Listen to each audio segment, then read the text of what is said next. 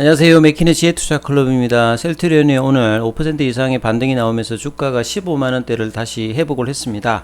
자, 바닥은 확인되었을까? 이 부분 한번 살펴봐 드리도록 하겠습니다. 계속 제가 이제 셀트리온 주가의 어떤 바닥 관련되는 부분 이야기들을 계속 이제 해드리고 있는데요. 최근에 이제 셀트리온은 본업인 바이오시밀러 관련된 어떤 집중과 향후의 후속 바이오시밀러 어떤 파이프라인의 어떤 확장들과 개발 이런 부분들을 계속 이제 집중하고 있죠. 그러다 보니까 오늘은 외국인 기관들이 양매수가 들어오면서 장중에는 7% 넘게 강한 상승 흐름이 나왔습니다. 그래서 코로나19 사태로 셀트리온 그룹주들이 이제 2020년도 3월 달에 이제 저점인 부분에서 그 정도까지 이제 주가 수준이 좀 빠져 있는 상태죠. 근데 이제 최근 이 바이오시밀러 관련되는 부분에 판매를 박차하고 있기 때문에 1분기 대비해서 2분기 어떤 실적 기대감들도 지금 높아지고 있죠. 그리고 전일 같은 경우에는 새로운 겁니다. 기존의 어떤 이제 파이프라인이 아니라 이 아바스틴 관련되는 부분, CTP16 관련되는 부분이 포함되어 있는 이 계약 관련되는 부분들이 지금 공시가 되었죠. 그리고 추가적으로도 뭐 계약 관련되는 부분이 예상된다라고 이야기되어 있습니다. 그래서 최근에는 이제 램시마 관련되는 부분, 미국 시장의 어떤 점유율이 계속 이제 확장이 되고 있죠. 연초 대비해서 7% 넘게 올라가서 거의 30%. 근데 이제 램시마가 출시된 지가 좀 오래되었기 때문에 가격 하락폭은 계속 좀 되고 있는 상황입니다. 그래서 램시마 SC 간의 스위칭 관련되는 부분과 이 부분들이 미국 시장에 상당히 이제 점유율 확대가 중요한 어떤 부분이다, 장기적으로. 그리고 이제 위암제 유방암 관련해서 이제 호주마 관련되는 부분. 그래서 이런 부분들이 반영이 되고 있지요. 그래서 2분기 안에 추가 어떤 공급 계약 어떤 체결 예정도 어제 이제 공시에서 나왔던 부분입니다. 그래서 기존에 이제 나오지 않았던, 아직 이제 품목허가가 하반기에 예상됩니다만 나오지 않은데 선제적으로 이제 공급을 하는 게 나왔다는 부분들은 이제 새로운 제품 같은 경우에 이제 가격도 좀 고가이고요. 그 다음에 이제 매출의 어떤 질적인 부분과 수익성 관련되는 부분들도 동반상승할 수 있는 부분들이니까, 자, 이런 부분들이 이제 시판에 대한 어떤 기대감과 더불어서 향후의 어떤 매출의 어떤 이제 제품 믹스도 또 바뀌는 거죠. 그래서 이제 본업인 어떤 시밀러에 집중을 하면서 2분기 실적도 1분기, 작년 이제 3분기부터 사실 이제 어닝 관련되는 부분이 레키로나 관련되는 부분들이 이제 추가적인 어떤 매출이 좀 중지가 되면서 거기에 이제 공장의 어떤 캐파 관련되는 부분이 배정되었던 부분이 오히려 이제 재고 관련되는 부분과 다른 어떤 제품까지도 영향을 주면서 이게 이제 2분기까지는 수익성에 영향을 미치겠습니다만, 그 이후로 이제 이 부분이 좀 떨어져 나가면 본래의 어떤 모습들로 이제 다시 이제 복귀를 할 상황이 장기적으로 좀 예상이 되고 있습니다. 그래서 향후에는 이제 수익성 좋은 제품의 어떤 판매, 원가 절감 효과 이런 것까지 기대할 수 있는 상황이죠. 그래서 이 다올투자증권의 이지수 연구원 같은 경우는 하반기에 이제 트룩시마 수율도 좀 개선되어서 원가 절감, 그리고 이제 내년부터 이제 본격화되는 이제 미국의 그 휴미라 관련되는 유플라이마, 그 다음에 램시마에서 요게 사실은 고가이고 가장 뭐 좀 주목할 만한 부분인데, 미국 시장의 어떤 부분 외에 기존에 진행되고 있는 유럽이라든지 기타 지역 관련되는 부분에서 매출의 어떤 반영도, 이것도 하반기에 계속 기대되죠. 그래서 1분기가 어닝 쇼크였습니다. 이게 사실은 코로나 때 치료제 개발로 레키로나 관련해서 3천억 정도 넣어서 했던 게 오히려 지금 역풍이 불고 있죠. 결정적으로 오미크론 관련되는 부분 변이의 이슈에 대응이 안 된다는 걸로 식약처에서 이제 공급 관련되는 부분들 중단하면서 오히려 이제 수익성을 깔아먹고 있는 어떤 부분인데, 이게 뭐 계속되지는 않을 거고요. 하반기 이후로는 이제 이 부분들이 이제 영향에서 벗어날 수 있다, 이렇게 봐야 되겠죠. 그동안에는 매출을 유지하기 위해서 이제 진단키트, 기존의 어떤 제품들은 이게 뭐 진단키트는 요것도 뭐 계속되는 부분은 아닐 거고요. 상반기까지 영향을 미치는데 질적인 부분에서 수익성이 좀 떨어지는 어떤 부분이겠죠. 그래서 이 어떤 결과에 대한 어떤 기관들의 어떤 비유가 공통적으로 좀 있다. 그래서 레키로나 관련되는 부분들도 있고요. 그래서 하나증권의 이제 뭐 김영수 연구원 같은 경우에는 램시마와 진단키트가 수익성 하락의 뭐 원인이다, 이렇고, 그리고 최근에 이제 이 산도즈가 이제 노바티스가 이제 바이오 어떤 의약품으로 중심을 하기 때문에 이 제네릭 중심에 되었던 산도즈가 이제 바이오시밀러도 하거든요. 그러다 보니까 여기 어떤 매각 이슈로 가격이 재고 정리를 위해서 단가 할인했던 영향들도 있었는데요. 이제 이런 부분들이 중기적으로 이제 해소가 되겠죠. 그래서 이제 최근에 1월달 이후에 계속 이제 세 차례 넘게 지금 자사주 매입 관련되는 부분을 내도 주가가 크게 흐름을 내지를 못했다가 이제 거의 한 14만 원권대에서 이제 오늘은 조금 이제 수급을 타면서 제대로 된 좀 양봉이 좀 일단 나왔다는 데 의미가 좀 있습니다. 그리고 이제 셀트리온은 지금은 이제 과거보다는 앞으로의 미래를 봐야 되겠죠. 회사도 이제 2025년도까지 지금보다 바이오시밀러의 어떤 시장을 3배 이상 느리는 어떤 시장의 확대를 본격적으로 선언하기 때문에 후속이 이제 바이오시밀러, 그러니까 렘시마 SC하고 유플라이마 이후에도 이제 아바스틴, 그 다음에 뭐 졸레어라든지 뭐 프롤리아라든지 뭐 여러 가지 이제 후속 어떤 주자들, 그리고 저는 이제 가장 강력하게 기대하는 게 2025년 이후로 나오게 될 것으로 기대되는 이 키트루다 관련되는 면역 항암제 관련되는 이 바이오시밀러 시장에서 셀트리 얼마만큼 이 영향을 있느냐도 장기적으로 좀 중요한데요. 그러니까 유플라이마와 시장 규모가 거의 가장 탑 수준에 들어가는 게 이제 키트루다니까 이런 어떤 장기적인 부분에서, 그러니까 이런 부분들이 어떤 시금석이 될 수 있는 게 유플라이마의 어떤 판매가 올해 내년 유럽 시장에서, 그 다음에 내년에는 미국 시장에 진출이 중요하기 때문에 셀트리온 헬스케어의 어떤 유통망 확보와 지금 하반기부터의 어떤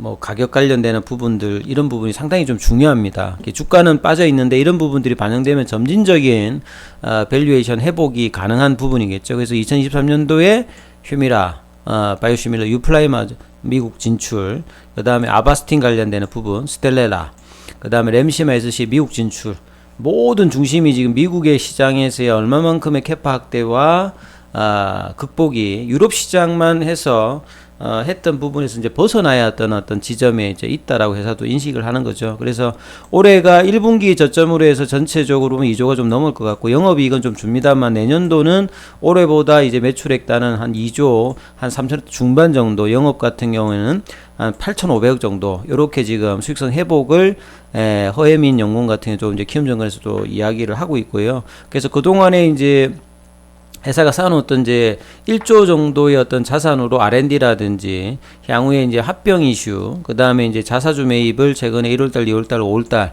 해서 한 2,500 정도 이 부분을 하더라도, 소각까지 안 하더라도 뭐 회사가 일정 부분 이렇게 자사주 매입 관련되는 부분은 회사의 어떤 강력한 어떤 시장 대응에 대한 이야기니까 필요한 부분입니다. 그게 이제 뭐 개발에 안 들어가더라도 시장에 어떤 시그널을 주는 거니까요. 그리고 R&D라든지 기술 투자보다 자사주 매입이 지속 투자되는 게 아쉽다. 저는 아쉽다라기보다는 당연히 해야 되는 상황입니다. 그래서 주가를 부양한다기보다는 회사의 어떤 시장에 대한 어떤 시그널이죠. 그래서 소각까지 해주는 것이 훨씬 더 낫다. 그리고 이제 자사주 매입이 8월달 이후에 이제 끝나게 되면 구체적인 이제 합병 이슈에 관련되는 이야기들도 회사가 정확하게 시장에 전달하는 모습을 보여야 되는 게 셀트리온 입장에서 상당히 좀 중요하다, 이렇게 말씀드립니다.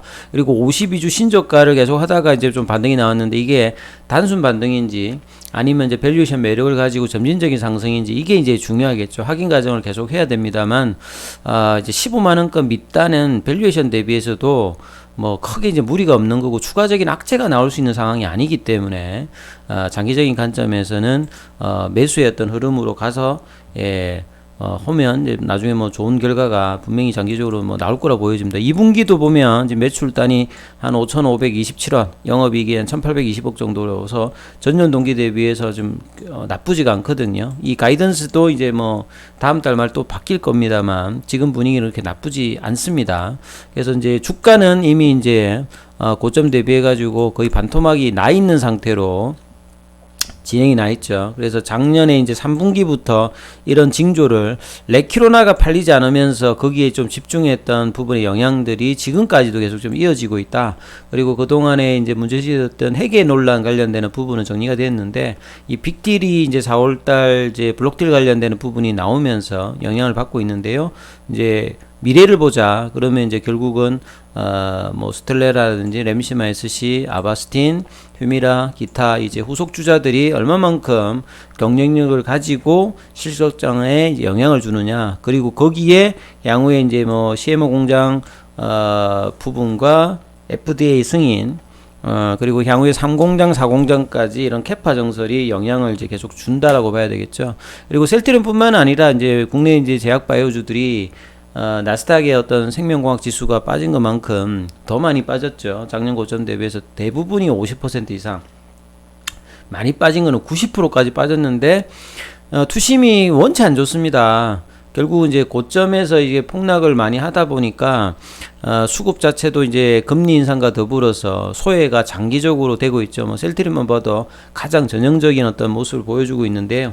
이게 영원하진 않을 거고, 그래서 점진적인 어떤 회복은 분명히 될 것이다. 그리고 이제 새로 정부가 들으면서 이 바이오 디지털 헬스 관련해서 이제 채택 관련되는 부분도 국정과제에 있고요. 그 다음에 컨트롤 타워 설치라든지 인재 양성, 그리고 이제 메가 펀드 관련되는 조성들도 있었는데, 이런 부분들이 정책적인 효과도 있을 거고요. 그 다음에 지금 이제 학회 모멘텀이라든지 하반기에 또 학회가 이어졌을 때 이런 사실은 이제 오프라인이 이제 가능하게 되면 R&D라든지 신제품 관련된 어떤 수요가 바이오 쪽에도 분명히 있는데, 이런 부분이 아직 국내의 어떤 종목들에 영향을 주고 있지 않은 어떤 현실입니다. 그래서 셀트리온이 2025년, 2030년 이 바이오시밀러를 넘어서 종합생명과 공학 회사로 탑티어로 이제 가겠다라고 했는데, 탑티어로 되려면 한 5조 정도 돼야 되거든요.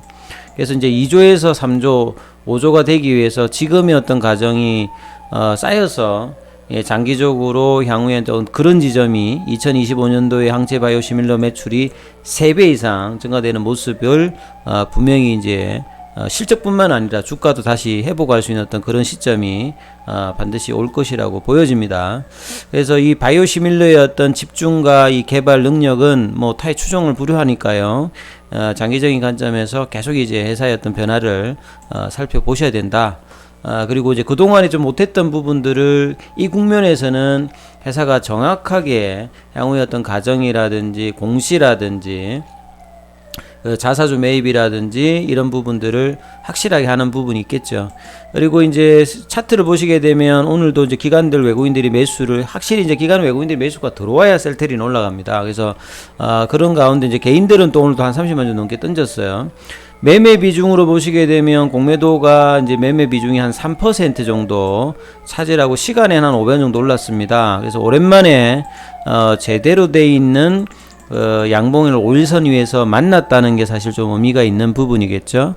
그리고 이제 헬스케어 같은 경우는 이제 윗골이 좀 나왔습니다만 5일선 좀 타는 모습으로 나와서 여기도 보면 수급상으로 외국인들 기관들 매수세, 공매도는 이제 전일보다 좀 줄었고요.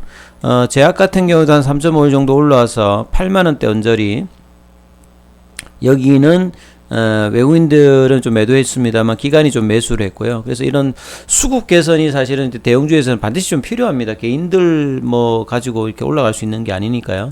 자, 이런 부분들이 오늘 어떤 5% 이상 나왔던 이게 기준봉이 될 수 있거든요. 이 기준봉으로 자, 이 차트상에 나와 있는 윗꼬리에서 두드려 맞고 있는 이제 21선과 이 부분을 넘어가면서 5일선을 좀 지지받으면서 올라가서 결국은 이 3월 달에 나왔던 이 빅딜 블록딜 관련되는 부분, 이 이슈를 좀 해소하는 모습들이 나와야 되겠죠. 이제 이런 부분들이 극복이 된다라고 하면 셀트리온 어떤 장기 차트의 변화가 생길 거고요. 지점으로 보게 되면 결국 2020년도에 이 지점이고 2019년도에 이 부분에 지금 놀고 있습니다. 그래서 벌써 이제 한 5개월 정도인데요. 이제 다음 달 정도면 차트상으로 좀 마미를 하면서 이제 변화의 어떤 흐름이 나와야 되는 이제 시간은 이제 다 돼 있습니다. 그래서 이번 달, 다음 달 정도 되면 이제 바닥 확인하면서 뭔가 좀 움직여야 되는 어떤 시점에 차트상으로 들어왔다. 이 부분들을 반드시 좀 생각하시면서 투자 대응 전략을 삼으셔야 될 것 같습니다. 여기까지 하겠습니다.